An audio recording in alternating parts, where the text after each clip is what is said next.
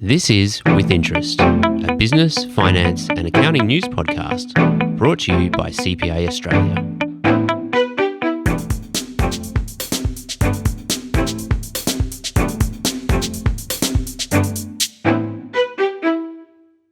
In this special episode of With Interest, we bring you a recording of the recent CPA Australia Small Business Survey launch that took place on the 24th of March 2025 at Parliament House in Canberra. Part 1 is a recording of the presentation, and Part 2 is the panel discussion. We hope you enjoy this deep dive into the survey results and discussion that covers the opportunities and difficulties facing Australian business. So there were lots of facts and figures, essentially I think that we are speaking on behalf of Australian small businesses. These are their results, this is their voice, and Gavin's work over 16 years has developed a very clear picture, and now I think we're starting to look at the foundations of defining what small business policy in Australia needs to look like. So today we're very honoured to have three amazing guest panellists. I'd like to introduce Bruce Bilson, for those who don't know him, Australian Small Business and Family Enterprise Ombudsman, who has been a fierce advocate for small businesses for many, many years. We have Angad Soin, who is Xero's Managing Director of Australia and New Zealand and Global Chief Strategy Officer. Xero is obviously a tech company that's grown from small beginnings into a global multinational, and they, of course, service millions and millions of small businesses. And we also have Yasmin Koh, FCPA, who is a current president of the ACD division, and she's a small business owner herself. So let's welcome our panellists today. So thank you so much. As Gavin said, there are rays of hope and sunshine, but overall, this sector needs some help. We need to really push it forward. So Bruce, as I mentioned, your deep experience and passion for small business, what are you seeing as the Ombudsman, and how do you see that align with these results? Well, Ellie, before I say anything, I just want to acknowledge you and Gavin and CPA. How about we show our appreciation? It's one of the things when I used to be somebody in this place, I was worried that the meta, not as in the digital platform, the aggregate numbers would mask a richer story. And I tried to get Australia, and we managed to get Australia into the Global Competitiveness Council. And it was an independent private sector body that judged just what the ecosystem was like in our economy, because I couldn't see where the catalyst for reform was going to come from. We were living a great life off nature's gifts: energy, agriculture, hydrocarbons, precious minerals. And I thought, look, we can't stay on this trajectory forever. That market may shift. Why I wanted to acknowledge your work is it's similar to what we're trying to achieve, and that is, what is the catalyst for positive and constructive action? Why is this important? Well, we are sleepwalking into a big corporate economy right now. Gavin's right. 33% of our GDP is created by small and family businesses, and that warrants celebration. But 15 years ago, it was 41%. Right now, 2 in every 5 private sector jobs are enabled by the community. We're celebrating, and that is, again, worth acknowledging. But it was 1 in 2 a decade and a half ago. So that contribution, that share, is contracting whilst we look at aggregate numbers that might be growing, helped largely by a squillion of extra people coming into the economy. So if we stay on that course, what's going to happen? We're going to lose that vital contribution, I would argue, a key driver of productivity. And you've seen those numbers. Think about where small and family businesses operate. Well, outside the capital cities and where you don't have a mine, small and family businesses are the economy. So we're seeing an impact there.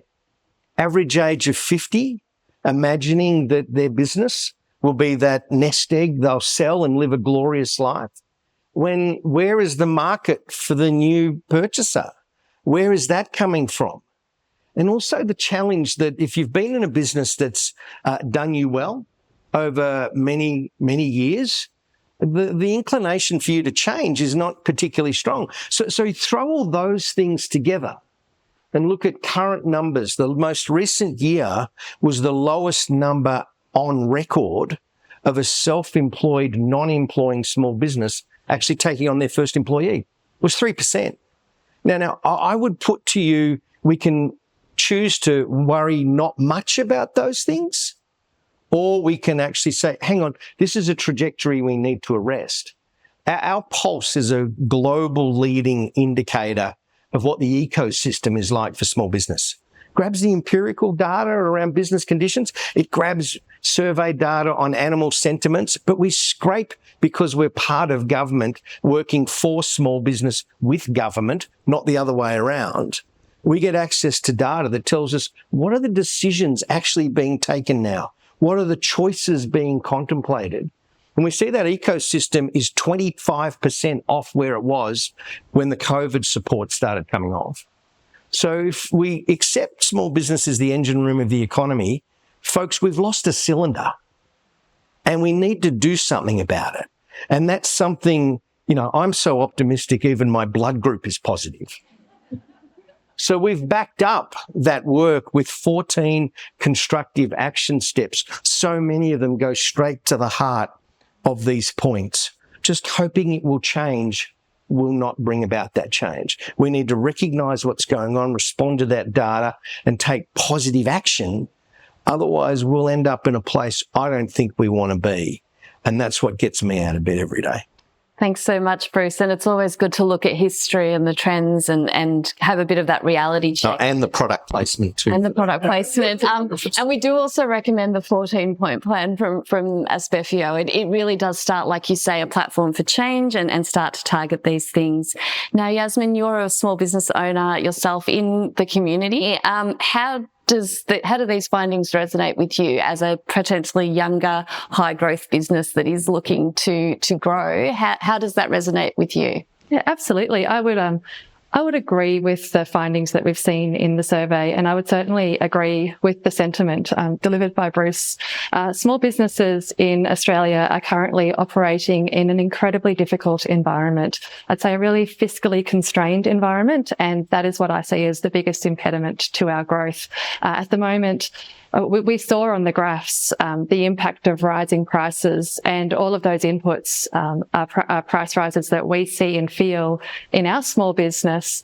For us, a huge driver is the cost of goods. In my niche industry, we're also facing an industry-specific crisis around cocoa pricing. It doesn't impact just my industry, but it impacts hospitality more broadly, restaurants, hotels, and the many people that are employed through those industries. I think that I often describe, that small business operators are currently sitting in that place between a rock and a hard place, that really difficult environment where we're facing ever-increasing costs through inflationary pressures, industry-specific pressures, energy, insurance.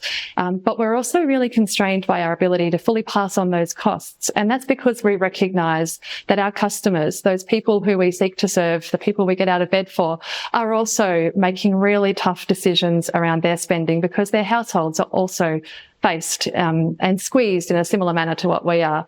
So it puts us in that difficult situation, and that's where a lot of small businesses at the moment are really struggling to cut through and to grow. Thanks, Yasmin. And Angad, Xero has a lot of data, has a lot of clients, has a global kind of footprint. How do you see Australia compared to other markets? Yeah, I'm going to take some of Bruce's positive blood type, and I'll look, if you look at the data and you looked at the growth metrics alone, you would say, well, we're failing and we're behind. At the same time, I think Yasmin just touched on it. I just met two founders in the audience before coming on stage. The main reason most small businesses start is not purely growth, not purely financial incentives. Now, that doesn't mean it's important, doesn't mean it's critical, but in the survey, it does talk about that 80% are satisfied. They might not be getting the work-life balance you talked about, Gavin, but they are satisfied. And so I think it's important just to remember that the purpose of why a lot of people go into small businesses is not purely financial growth. Doesn't mean we shouldn't support it. Doesn't mean we shouldn't find ways to help stimulate it. But I think also just remember that you're supporting, I think Bruce put it well, you support a small business, you're supporting your community. They get out of bed, they may put that profit into supporting the local sports team or your local surf lifesaving club, whatever it might be. So that's the additional reason to support small business, not just help them grow for the sake of it. Can I just jump in? I mean, I think the satisfaction one is a good point to raise, but Jody Trembath's with us from ACCI, and their work was quite telling. And I know we'll talk about regulatory burden, but the deficit of joy. We've all, well, most of us have run our own business. Mine, fortunately, with the bodacious Mrs. B, and that pillow talk of cash flow. I mean, great, just great. But the reason for getting into it is a multifaceted story of joy. It brings meaning and purpose and community engagement. And in Jody's team's work, and your chair of your small business committee, Jody, characterised it well. She said, for many people, it's just no fun anymore. And that's something we shouldn't lose sight of, that there is a need to nourish the appetite, or as we call it, energize enterprise, so that it's something people go, no, I want a piece of that. Because if you see family businesses and you meet them and you ask them about their succession plan, too many tell me they've spoken to the kids and the kids have said, I don't know what to do with my life when I grow up, but I know that's not it. And isn't that interesting? And those that do take over some of those businesses because they've got no access to finance, the business is actually being taken over. It's being gifted to the next generation. And so those parents that have worked their tail off all of a sudden see no economic return and may well face a retirement window which is incredibly challenged by a lack of resources. This is the joy factor. And I think we shouldn't lose sight of that joy quotient as part of the conversation. It's a really good point, because we have people with passion, we have people with purpose, and even if they may not be focused on financial growth per se, I think that they want to grow their presence, their connection with the community, and their sense of success. And what we do hear from our members is that the joy has gone, that it's becoming too hard, that the purpose is not enough to get them out of bed in the morning. So this is where government policy can come in. And so in that sense, Gavin, you've listed a whole bunch of things around small business. Do you think a major cultural shift is needed from government in terms of how they see small business and how they design policy? Well, I think there's a few elements to that. Is that I think we see from governments, and all governments, is see a problem, they can regulate the problem. Whereas, we live in a market economy, sometimes it's best just to let the problem fix itself, or at least work its way out. So I think there needs to be a shift from there's a problem, there's a regulation for it. So I think we need to do that. There's also a need to obviously do some sort of really deep red tape reduction work. Now, what we often see is governments come in and they do a red tape reduction, which is really just trying to wind back the regulation of the previous government. But at the same time, new regulation grows and grows. So they're not putting constraints on the new growth. So there needs to be a mix of let's go and tackle and remove unnecessary regulation, but at the same time, put more and more constraints on the growth of new regulation, because you take from one side and it just keeps growing on the other side. So this is what we always see, and there's one for one on occasions and things like that. But you're taking away one regulation is not even enforced, so it really doesn't actually do anything. The other thing is there needs to be investment in technology so that it's easier for business to interact with government, but also easier for our advisors to interact with government as well. We had the modernising business registers was an example where great idea, went off the rails a bit, but it would have made it easier for our business to deal with government and our members to deal with government. So there's multiple ways in which we can tackle this problem, and it's not one way. So yesterday, the government announced that there's a national electrician licensing system that came in. Good idea. It's 2025, 125 years ago that Federation was started. I didn't know that electricity was different in Queensland to the rest of the country. So I was just surprised that we actually just got to that yesterday. So make a bit of fun of it. It's little examples, but I think there needs to be something a little bit more holistic, a little bit more detailed, and we need to shift the culture from let's regulate the problem to let's find other ways to address problems rather than creating new regulation. And it's very easy to introduce a new rule. Well, let's fix this. But I think what's not, and it always annoys me with the costings, there's no cost. But in fact, there's a massive cost to every business, every advisor.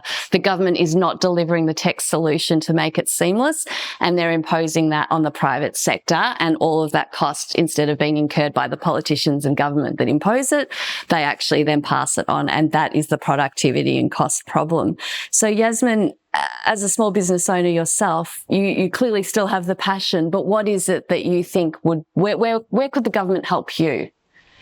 Absolutely. Well, I would agree with Gavin's sentiment around that shift in focus. And I would just say anything the government can do to really enable and encourage productivity is going to move the needle for small businesses.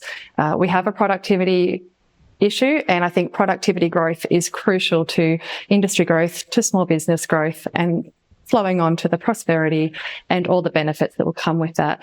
To do that, backing an investment. Our business has benefited over the years from the instant asset write-off, but that's only as good as the certainty of that regulation. We've had years where we've had the time frame in which to have the confidence to make that investment decision, secure the asset we need.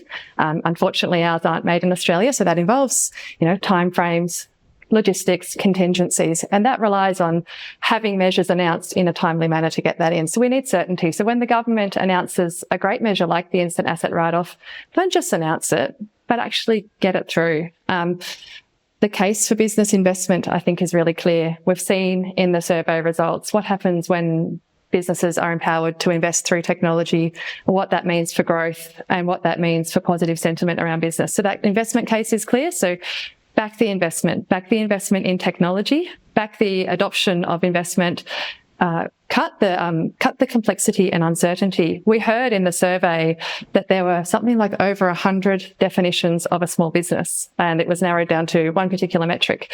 A great example last year was the passage of the IR laws. I know myself and many small businesses were kept awake trying to understand what that would mean for us, what that would mean for hiring decisions. If I'm sitting at 12 FTE and we're talking about a law that's going to impact businesses at 15 FTE, are we talking FTE or are we talking headcount? Because the government wasn't even clear at that point.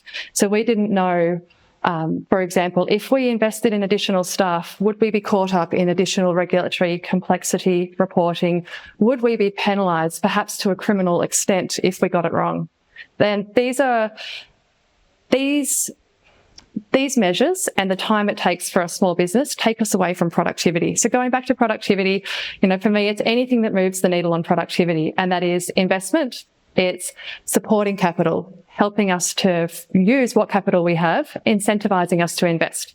Instant asset write-off, energy incentives, technology adoption incentives, rebates. They're all really great things. Certainty of regulation and reducing that uncertainty and unnecessary complexity. So rather than a thought bubble, bring us a really well thought out process that we can implement and adopt with confidence.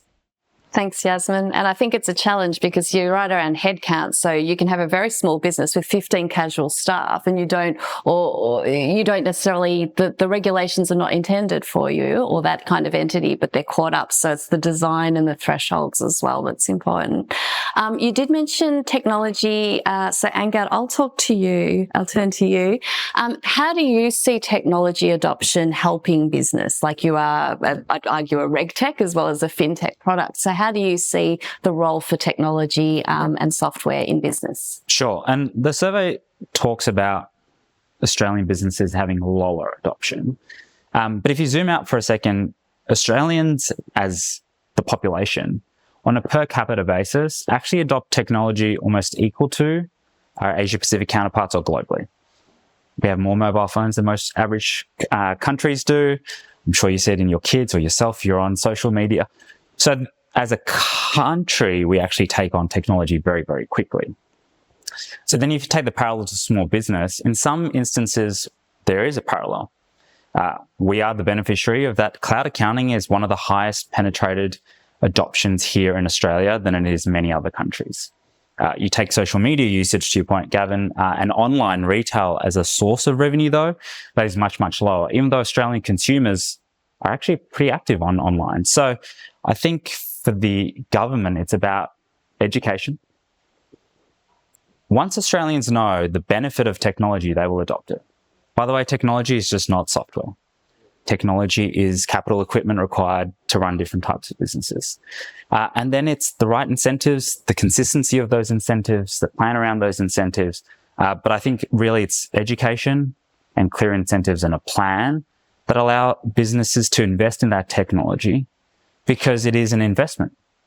You invest first, you may reap the rewards later. Some are more instant, some take a longer time. So you need that economic certainty. It's a great answer, because again, that requires dedicated long-term thinking when it comes to policy design, and it requires ongoing commitments to things that are not changed from government to government, really. And that's something that in Australia, it's a challenge sometimes to achieve. And so while we await tomorrow's federal budget to get an insight into the government's economic plans, look, I'll call it. I don't think there's going to be much for business in there, let alone small business, but let's see, I could be wrong. Bruce, to what extent does national global economic outlook impact small business sentiment? I mean, there's a lot going on in the world. We have the budget, we have an election coming. How does that impact the thinking of a small business owner? In a few ways. I mean, we talked about the idea of the locus of control in our lives being closer because of our business. We're better able to manage our own time and other responsibilities. When you see what's going on globally, a lot of people feeling there's stuff being done to them, not through them. And a sense of less influence over those things. That is a source of great anxiety. It's also, though, an example, and that's why this work is so important, to show that there are practical case studies of where positive action has occurred and can occur. So it's encouraging in that extent. When I was a cabinet minister and used to be someone in this place for small business, I went to Singapore and talked with the team at Smart. And at that stage, the focus was very much around productivity being automation and technology. Now, I'd never realised, as in downtown Singapore, and I met a hairdresser, and they said, "Oh, we've got this automated hair washing thing." I mean, look what happened. It was incredible. It was either that or my man bun was too tight as a young lad. But at that time, if you invested in automation, it was fully rebated. Even if it was a stupid idea, you made that investment, you got the money back, and then for many, they on-sold some of the tech quickly. That then moved into a technology lens, because they're sort of saying, we want you to go there and we will enable you to do so. I was here when we discounted the small business company tax rate as a statement. Guess what was a feature of the UK election? Should a self-employed person pay the same rate of national insurance scheme contribution? In the US, there was a discussion about carrying forward some of the earlier era Trump incentives where a chunk of your income was just set aside. And they said, no, you keep that and we'll apply tax rates beyond that. And the Democrats were running a $50,000 start. I mean, there are ideas everywhere. I mean, my frustration is the willingness to embrace them. And so small businesses look out and say, well, that can happen there. Why can't it happen here? And I think why we put the 14 steps out was to bring forward some of those ideas and to say, this is a coherent set of positive action steps you can take now. So why not? If not, why not? And I think that posture needs to shift at a time of great uncertainty. My last comment is, where's the next gen coming from? Now, we will be comforted, and I'll foreshadow some debate that will be here this next week. This week, the opposition will say, look at these rates of insolvency. Government will say, well, look at all these new businesses that have been formed. And no one will say, but look where they all are. They're in the transport sector. They're people zipping around on bikes delivering things. Now that sits alongside the economic complexity ratio. I think we're equal 73rd with Uzbekistan in terms of the sophistication of our economy and how value is being derived. And it's like, hang on, you can have those debating points, but right now we are not where we need to be. The evidence is compelling and the need to act is way past time. And that's the message I've been trying to put out there using some of those international examples of, well, look, they can do this, but why can't we? Well, we always learn best from peers and others. And I think it goes to Angad's point about education, and that when the value proposition is clear to Australians, they will take it up. So don't miss his point as well. We are one of the highest cloud deploy. I'm having trouble speaking. It's the chamomile tea I had to calm me down before I started. We are one of the most cloud deployed small business economies in the world. Why? Because they don't know. And they don't care.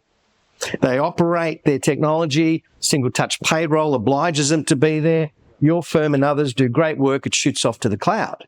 Now isn't that a sign that maybe embedding enablement, technology, not just for productivity's sake, but reg tech, right-sizing the regulation, and the one that I think we miss, where's the aha tech? Where the technology says, hey, do you know your business looks a little bit like this, but your peers look like that? You're putting 14% of your revenue into occupancy costs? Man, you will never make any money at that rate. Your peers are at 8 and 9. I mean, where's that situational awareness that says, hey, maybe something could be done better? And sadly, at the end of it, when you look like you're hitting a wall, we also have one of the highest rates of zero return on insolvent businesses to creditors, because people just keep going until they hit the wall. Why?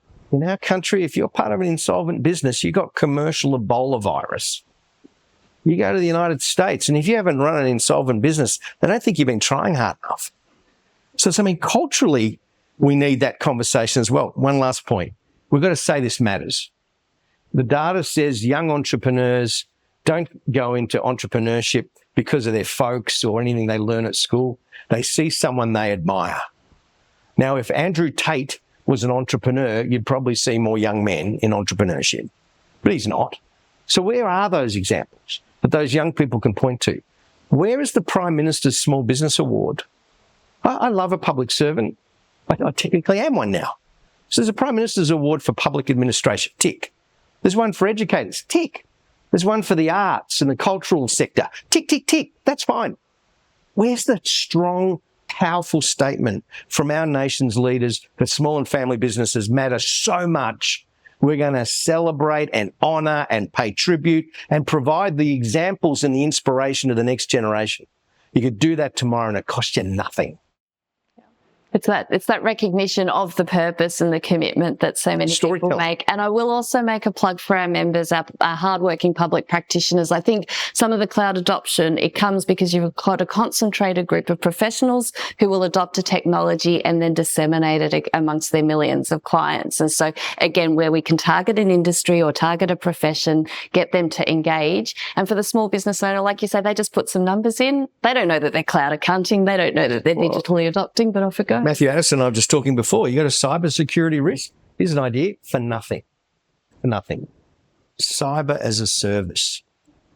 Embedded in accounting software. Taking all those data management action steps, the situation, why not build it in? Now, Matthew will be unhappy with me because I said to the government, if you've only got, 12 million or whatever it is for cyber wardens, I said, okay, put some that way, but give the rest to these guys and actually embed those data safeguard, good data management action steps, the cyber protection in the software where you start the day and think, oh, they want me to do what? Yeah, okay, I'll just do that. Why not do that? That's the aha tech. Well, good news is there's a moment we do that for that reason, right? And aha tech is on its way, Bruce. Excellent. And so really the private sector does a lot, and we're just saying with government policy, what that can do is connect, promote, celebrate, educate, and get that adoption and that sentiment a lot more positive. So we are drawing to an end. We've got an election coming up, so I'll go across the panel. If you could get one thing as an election promise, what would that be, Gavin? One thing, so, listening to the panel, it's like, how do you flip what we presented into a roadmap for improvement? So clearly there are issues which government can make a small commitment and actually drive big improvements. And I think it's got to be around technology. It's got to be around targeted technology measures that are open to large numbers of businesses. Do something in that space. So, and I think it shows that we've got to focus at this point in time at the lower end if we can get them to improve their little bits of technology. Like many of them use Xero. There's very large penetration of Xero and other products, but they don't necessarily use all the features in your product. How can we get them to use more of the features in the product? Because some of that provides that aha moment. So there's very large, low-level technology penetration. How do you move it up to the next level? And it's through incentives. Awesome. Yasmin. As I touched on before, expand the instant asset write-off and just make it permanent. It no longer needs to be an annual budget announcement. We're well and truly past that point. Completely agree. And Gad. I'd say a culture of prompt payments. That's digital infrastructure, that's industries working together, that's government working together. I mean, Bruce mentioned it, pillow talk cash flow, but cash flow is king for a small business. The more money they have faster in their bank account, the more confidence to invest, the more likely growth in our economy, and it is a critical part of supporting our economy. Fantastic. Bruce? We've got to recalibrate the risk-reward balance. Part of it's incentives. Part of it's, though, the cost of business, the business of doing business, and the risks attached to missteps. Now, it was good that Gavin's summary of actions was a RIS of a different kind. Not a regulatory impact statement, but a reform in regulation, incentives, and I think what was the S? But no, you're telling Yeah, anyway, it was a good presentation. Because right now that balance, I think, is out of whack. Couple of stats. Last full tax year, 46% of small business incorporated entities did not report a profit. 46%. Of the 1.5 million self-employed Australians whom say this is my full-time livelihood, took home less than average weekly earnings. So these are not rivers of gold. Sitting against that, Yasmin brilliantly articulated just one touch point. We're a workplace relations system where 96% of respondents are small employers. Does anyone think the system's designed for small employers? I mean, whatever happened to this customer-centric design? I mean, and then the risk of a misstep is enormous.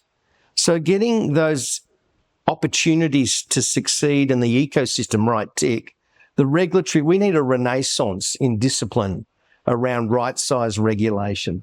That's not saying abandon it all. It's saying be realistic about what the risk is and what the capacity is of a small firm to action it. Right now, we have just learned that in the coming months, if you go to the corner pizza shop and they've got an anchovy on one of their pizzas, so it might represent a 15th of the value proposition, they're expected to tell you where that anchovy has come from.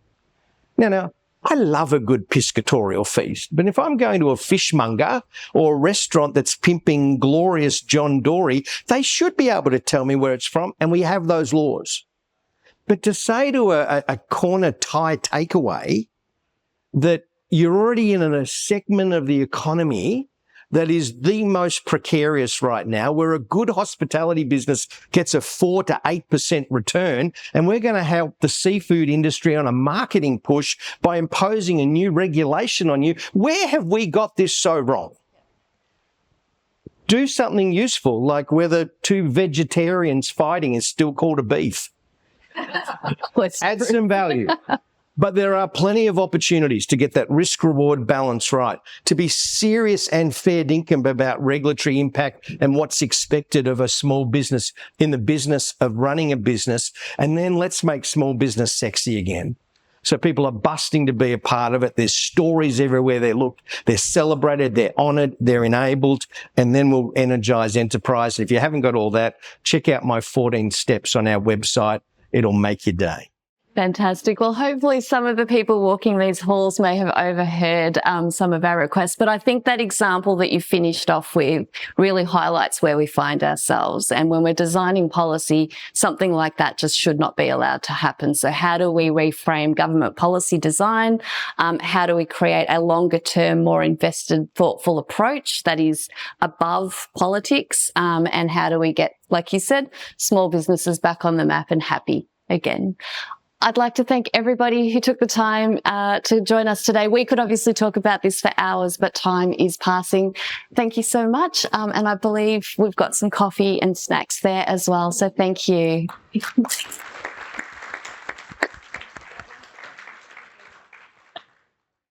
It's clear that the insights from the CPA Australia Small Business Survey are crucial for understanding the difficulties and opportunities that small businesses face today. Thank you for joining us for this special launch episode. Don't forget to check the show notes for links to the complete survey, resources from CPA Australia, and further information on the ongoing support available for small businesses. If you found this episode helpful, please share it with your colleagues and hit the subscribe button so you don't miss our future episodes. Until next time, thanks for listening to With Interest. You've been listening to With Interest, a CPA Australia podcast. If you've enjoyed this episode, help others discover With Interest by leaving us a review and sharing this episode with colleagues, clients, or anyone else interested in the latest finance, business, and accounting news.